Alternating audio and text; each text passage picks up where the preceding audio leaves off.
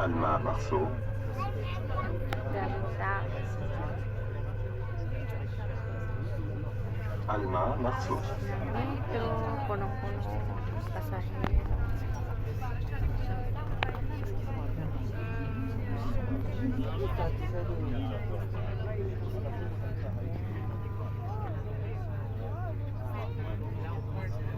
Malayo-layo pang pupuntahan ko. Mahaba-haba pa yung pag-upo ko. Istanbul. Ayan, may nag-stop din na katapat. Punong-puno din. Dito, punong-puno din. Papakita. Punong-puno din na. Daan.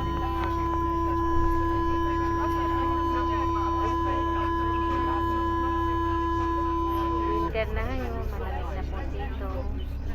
Sa parte ng Europe. Wala na yun. Nakatapat na stop. Alma Marso. Medyo matagal-tagal pa. Hello everyone. Kumusta po tayong lahat? Happy Saturday. Namiss ko itong mag-video na ganito. Kasi lagi yung premiere ko ay puro linis-linis trabaho. Pero ngayon, gumala ko kaya. Sabi ko, dalhin ko ngayon sa akong cellphone para mag-video. Ngayon.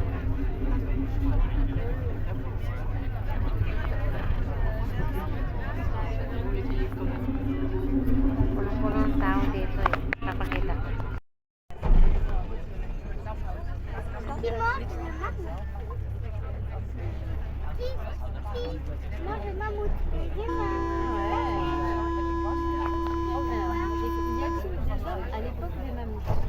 Nakatabi akong bata. Nakahawak ng libro. Habang nasa biyahe, nagbabasa ng libro. Dati nahihilo ako, masakit ang mata ko. Pero mga bata pa malakas-lakas pa mga mata nila.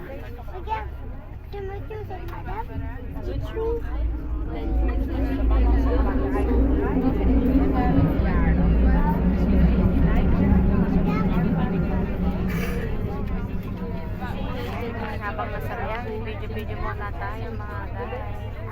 Kumusta po tayong lahat? Happy Saturday. Kumusta ang mga whitey-whitey natin? Mga masisipag mag-premier, mga masisipag na nakikipagsuporta sa bawat isa. Shout out po sa inyong lahat.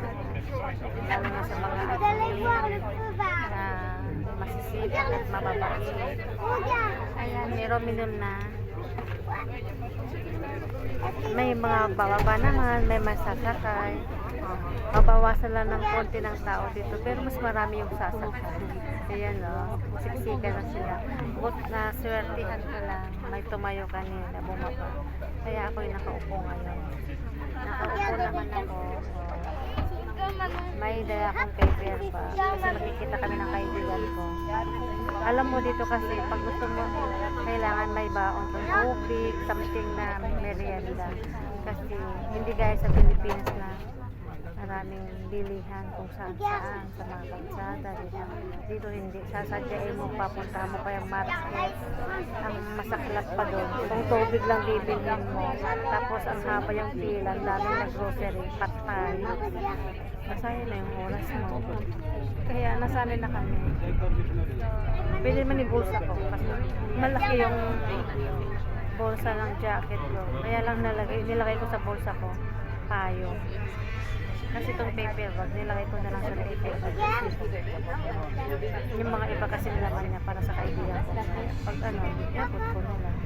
Tapos yung tubig ko kukunin ko, lagay ko sa kabilang kong bulsa. Ganun lang kasi. Tapos wala na akong hahawakan. Tapos nagdalali ako ng peso. Dito ay madiskarte ka dapat. Hindi nakakahiyang magdala ng tubig o merienda. Parang normal na dito. Lahat ng tao may mga bag. Kasi papasok ng trabaho, May mga ano yan, may mga baon-baon, tubig, yung mga iba nga may timplang kape na yung tumbler. Tapos may fruit, may lunch, lalo na yung mga part-timer na tatlo ang amo maghapon. Bago lilipat, pupunta sa pangalawang trabaho. Habang naglalakad, kumakain na sa daan.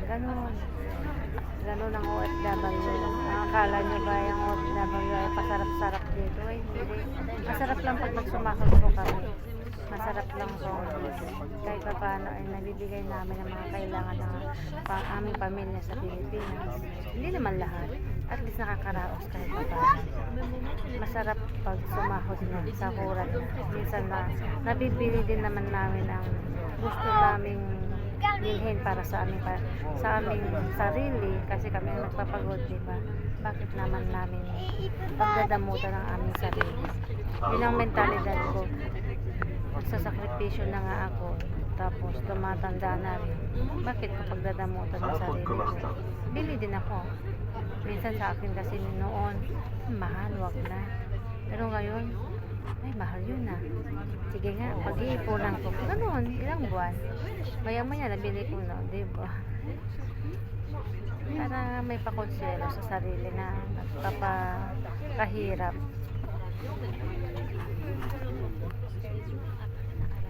Ayan. Habang kumarta na. Medyo malayo-layo yung pupuntahan ko, kaya medyo malayo-layo din ang biyahe ko. Kaya talking na lang muna tayo. Ayan. Hindi ko alam kung ilang stage na to. Hindi ko mabasa.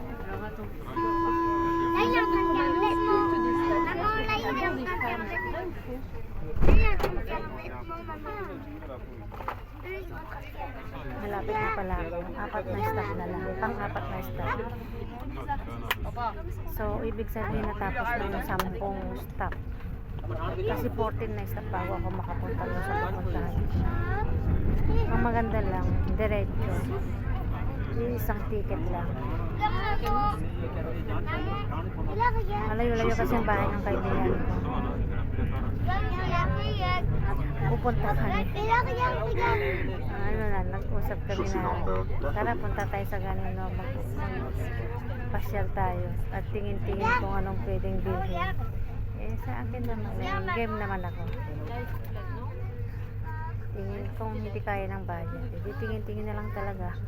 Eh kung kaya naman yung bayad at maganda at nagustuhan, hindi pipili. Ano yung numungkos yung pili ko? Ano kasi yung buhay? Oh, lapayit lang. Ano pa?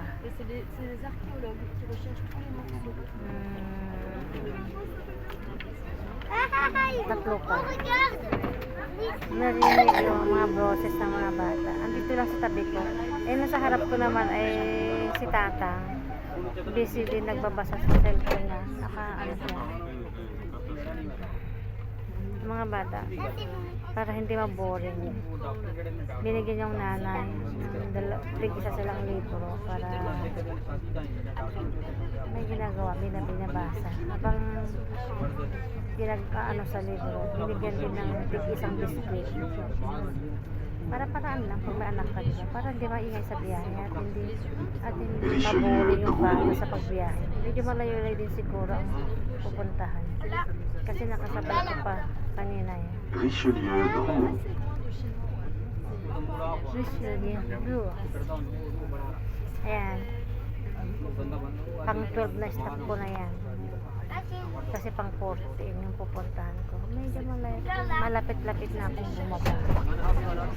Nararamdaman ko tumutunog-tunog yung cellphone ko sa bag ko, yung talagang may numero dito na pwedeng tawagan ng tao. Ayun, alam ko tinatawagan ako ng kaibigan ko.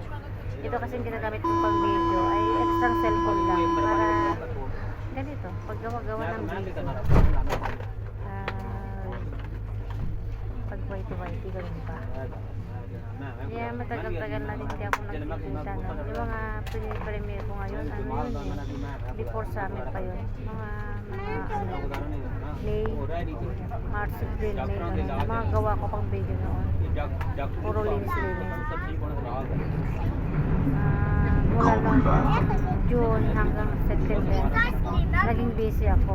And then, busy pa din naman ako. Hindi ko lang, hanggang November. Ngayon, medyo nakaluwag lang ako ng October. Pero, wala akong time nag-video. Wala akong time nag-video kasi talagang kinonsentrate ko yung trabaho ko. Mahirap yung mag-isa ka. Yung paalis ng mga amo. Tapos, mag-isa ka lang sa laki ng bahay. Hindi pwedeng papetiks-petiks. Kasi kahit wala yung mga amo ko, kailangan isa ayos din ang mga trabaho. Para pag may hinanap at tumawag sila ganito, ganyan, ready ako. Alam ko kung kukunin. Kung unexpected naman na may pupunta sa bahay nila, yung mga anak o mga magulang o mga apo, ready ang bahay. Hindi biro yung paglalaba. Parang magtrabaho ka pa sa hotel na ang daming kwarto. Pag alis nila, laba, linis, plansa. Yung plansa ang pinakamahirap. Naranasan ko na yung hindi ko magalaw yung isa kong shoulder, isa kong kamay. Yung 24 hours na parang na-frozen na. Bonne nouvelle.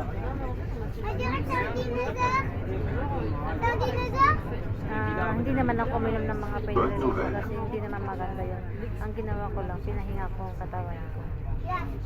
Pinahinga ko ng 2 araw. Yung talagang wala akong ginawa kundi tulog, kain, tulog.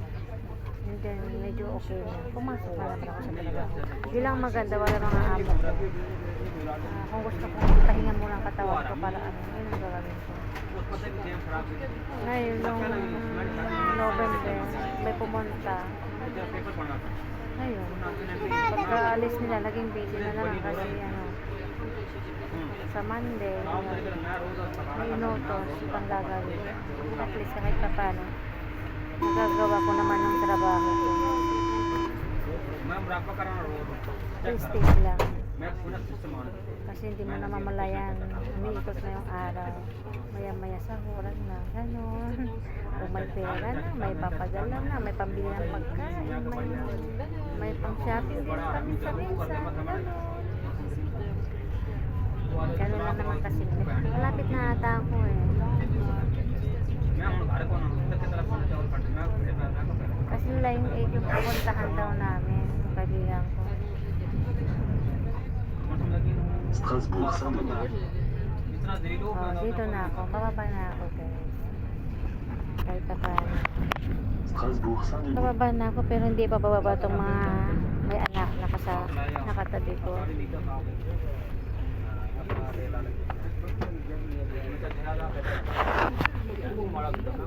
Pardon.